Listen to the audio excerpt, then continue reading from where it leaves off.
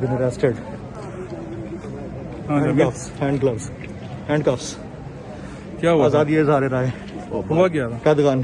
हुआ क्या? इन्होंने मुझे अरेस्ट किया ऑफिस के बाहर से, किडनैप किया। हाँ किडनैप करके ये मुझे ले गए हैं अननोन जगह पे। हाँ 14 घंटे तक मेरे मुंह के ऊपर कपड़ा बांध के रखा।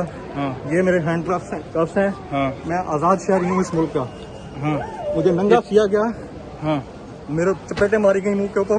हाँ। Please air this video. This is Jameel Farooqui, कितने बजे की बात है? Journalist from Pakistan. इसको होम मिनिस्ट्री के ऑर्डर के ऊपर मुझे ऑफिस की ट्रांसमिशन के फौरन बाद अरेस्ट किया गया। ऑफिस के बाहर से अंधेरे में मेरी सिविक गाड़ी ले ली गई। जितने लोग यहाँ पर देख रहे हैं, मैं हूँ जैस्मीन मंजूर और आप मुझे देखेंगे सिर्फ बोल पर।